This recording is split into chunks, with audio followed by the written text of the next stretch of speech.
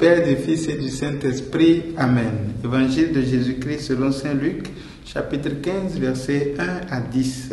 En ce temps-là, les publicains et les pécheurs venaient tous à Jésus pour l'écouter. Les pharisiens et les scribes récriminaient contre lui. Cet homme fait bon accueil aux pécheurs, il mange avec eux. Alors Jésus leur dit cette parabole. Si l'un de vous a 100 brebis et qu'il en perd une, n'abandonne-t-il pas les 99 autres dans le désert pour aller chercher celle qui est perdue jusqu'à ce qu'il la retrouve? Quand il l'a retrouvée, il la prend sur ses épaules, tout joyeux, et de retour chez lui, il rassemble ses amis et ses voisins pour leur dire: Réjouissez-vous avec moi, car j'ai retrouvé ma brebis, celle qui était perdue. Je vous le dis, c'est ainsi qu'il y a de la joie dans le ciel pour un seul pécheur qui se convertit, plus que pour 99 justes qui n'ont pas besoin de conversion. Ou encore, si une femme a 10 pièces d'argent et qu'elle en perd une, ne va-t-elle pas allumer une lampe, balayer la maison et chercher avec soin jusqu'à ce qu'elle la retrouve? Quand elle l'a retrouvée, elle rassemble ses amis et ses voisines pour leur dire: Réjouissez-vous avec moi, car j'ai retrouvé la pièce d'argent que j'avais perdue. Ainsi, je vous le dis, il y a de la joie devant les anges de Dieu pour un seul pécheur qui se convertit. Acclamons la parole de Dieu. Louange à toi, Seigneur Jésus. Frères et sœurs en Christ, bonjour et bonne journée dominicale de ce 15 septembre. Le texte que nous venons d'écouter, la version longue qui nous est proposée pour ce dimanche, va jusqu'au verset 32, où ensuite de ces deux paraboles, on nous parle de l'enfant prodigue. Cet enfant-là qui a voulu exercer sa liberté et son autonomie, son père n'a pas empêché cela. Liberté et autonomie, c'est deux choses que nous considérons comme de grandes valeurs aujourd'hui, mais qui peuvent devenir des obstacles pour notre salut. Alors faisons attention, surtout à nous, chers jeunes, faisons attention à ne pas faire de la liberté et de l'autonomie une valeur absolue. La valeur absolue, c'est Dieu. Les autres choses sont relatives. Revenons donc à la partie du texte que nous avons proclamé.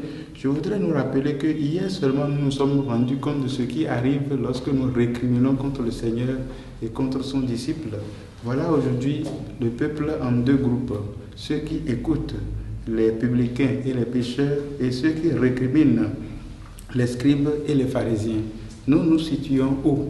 Parfois nous pataugeons, nous sautons d'un côté à l'autre. Nous sommes ceux qui écoutent, après nous récriminons. Mais nous devons apprendre à écouter et à rester avec le Seigneur. Parce que c'est vraiment important d'écouter et de demeurer avec le Seigneur. Alors, qu'est-ce qui fait ta joie?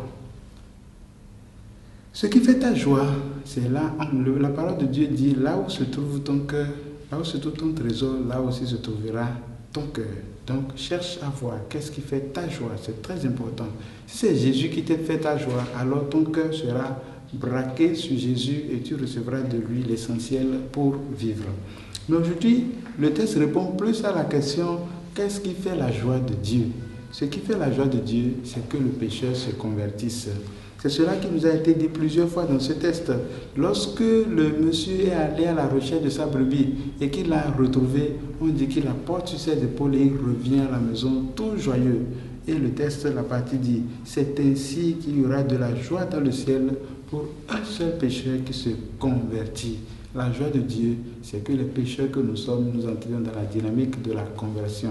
Donc tu veux donner de la joie à Dieu, je t'assure que la méthode, ce n'est pas de crier, de faire des veillées, de faire des guérisons ou de dire qu'on est guéri. Non, pas du tout.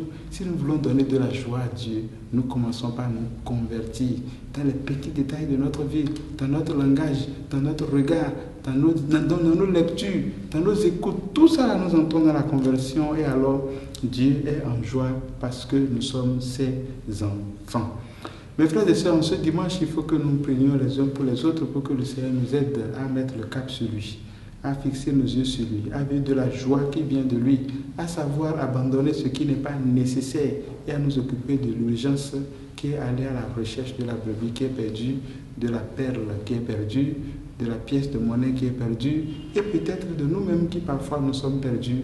Allons à notre propre recherche, revenons à Jésus qui est le seul sauveur qui nous guide et qui nous aime maintenant et pour les siècles des siècles. Amen.